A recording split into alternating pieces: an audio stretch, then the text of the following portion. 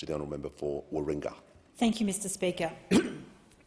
I rise to make some observations on the Fair Work Amendment Secure Jobs Better Pay Bill. This has been very rushed. We have had 10 days to consider very important legislation that will have significant consequences. And as I said yesterday, objecting to the motion to curtail debate by the government, I've got grave concerns at the process the government has undergone in relation to this legislation. What's disappointing is that this aspect overshadows what is good about this bill, because there is much good work in the bill. For example, the provisions dealing with setting the objects in the bill and awards for gender equal remuneration. Strongly support. Increasing pay transparency to allow for greater visibility of pay scales across business operations. Preventing sexual harassment in the workplace, and reforming the Better Off Overall test. These provisions reflect many of the concerns raised at the Jobs and Skills Summit. They make good progress in correcting inequities in the system, which I believe are currently holding back the country's overall well-being and prosperity. And I fully support the commitment to get real wages moving.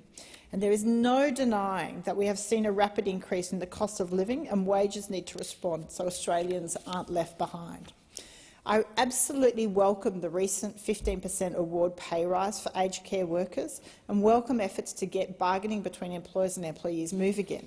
However, I think perhaps flushed with enthusiasm and eager to keep up the momentum, the government has gone on to propose some less well-considered changes, in particular in the area of multi-employer enterprise agreements, which I consider will have consequences which, although perhaps unintended, will nonetheless be negative.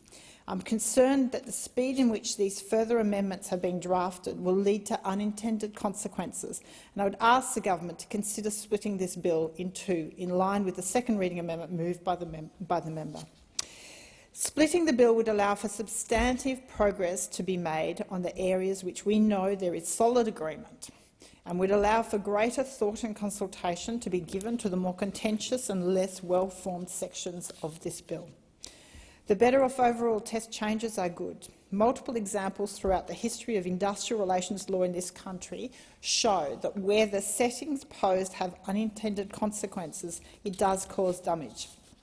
Indeed, this bill and the amendments to the Better Off Overall test is the example of the well-intended provision that has had a negative impact on the uptake of enterprise bargaining agreements. The interpretation of the boot as a better off in every respect has led to the trashing of many good, productive enterprise agreements. And I commend the work in this bill to reform that provision and reset the test to its original intention. This is good work, and there is agreement between both employer groups and the unions that this change needs to happen. However, it absolutely illustrates the perils of rushing through legislative change.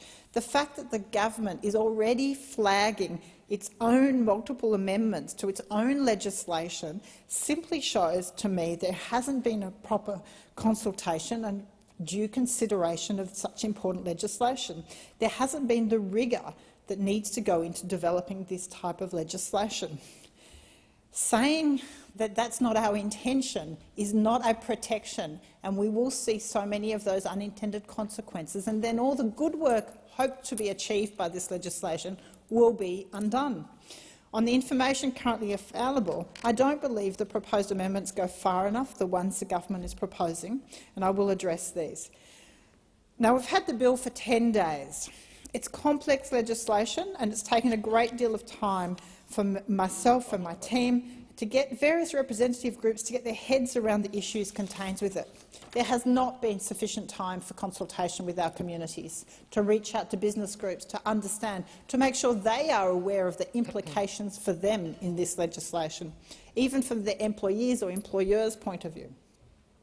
So there has not been that opportunity, and the arguments by the government and the minister, I would say with respect, they are entirely disingenuous.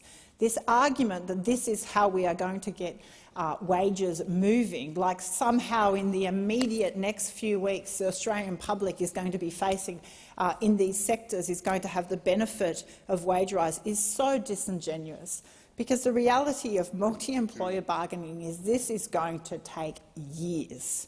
These disputes, if they were intractable before with single employers, throw in multiple employers, different sized businesses, and you are going to have intractable disputes for years. And so what you will see, rather than an opportunity to genuinely get wages going in these sectors, you are going to see a stalemate. You're going to see everything just grind to a halt. And I think that is an incredibly poor planning and poor vision from the government. My primary concern is the impact this legislation will have on small business, and this will impact many women, because as much as this is always claimed by the government in many speeches, this is about raising wages for feminised professions. Many women also have small businesses. Under this bill, small business is defined as having less than 15 employees. This threshold is much too low, in my opinion. In Warringah, there are at least 370 businesses who would be able to engage in or be compelled to engage in multi-employer bargaining under the current definition of a small business having less than 15 employees. The added complexity of being compelled to engage in multi-employer bargaining process will drive fear into many business owners who are struggling to keep their head above water and still reeling from the impact of COVID-19. The impact on the mental health of these people is a serious concern. There are 18 residential aged care homes and 79 childcare providers across my electorate of Warringah, which this legislation could affect, and there are a mixture of large conglomerates, small private and non-for-profit providers.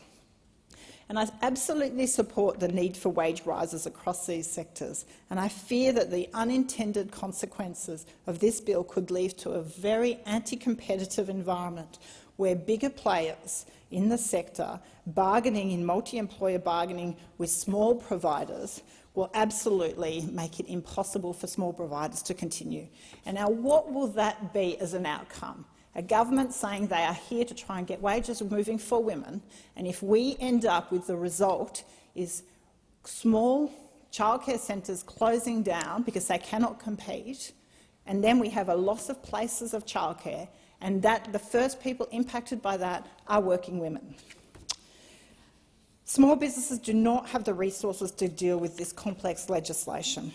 And while the government and the unions are consistently activating the line that this won't impact small business and union penetration is too low and therefore there's no incentive or trigger to start multi-employer bargaining process, the very fact that the government is not willing to move on that definition of small business being 15 employees says, I don't believe that rhetoric.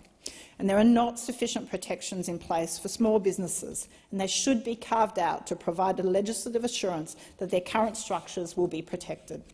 It's particularly concerning when it comes to multi-employer bargaining provisions and the ability for employee representatives to join businesses who weren't even involved at the negotiating table of a multiple employer bargaining agreement, of the initial enterprise agreement, to then be dragged into that at the conclusion of the agreement. That absolutely should be amended. Common interest should be more clearly defined. At present, it's defined loosely as sharing a geographical location or being regulated by a common regulatory regime. The test should retain the need to consider the extent to which the relevant employers operate collaboratively rather than competitively. And I also propose that the Fair Work Commission should be obliged to consider the economic circumstances of the employer's enterprises and the relative size and scope of the employer's enterprises in determining whether there is a common interest. The common interest test should also avoid lumping large enterprises together with small businesses, which they will be unable to absorb the costs of enterprise agreements with larger corporations. They can agree to. Small enterprises simply won't and will be forced out of the market. So the public interest test should be supported. So I urge the Minister to reflect and consider the very good amendments that have been put to him. They've been proposed to address some of these concerns. There's ultimately it must be a shorter review period to be able to at least assess the unintended consequences that will result from this legislation.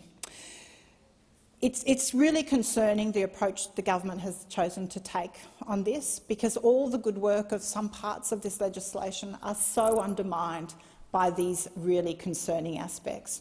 And my biggest fear is you're going to have this grinding to a halt where or any kind of single enterprise agreements, the bargaining will all actually grind to a halt as businesses, small, medium and large, come to terms with the complexity of this legislation that is being rushed through.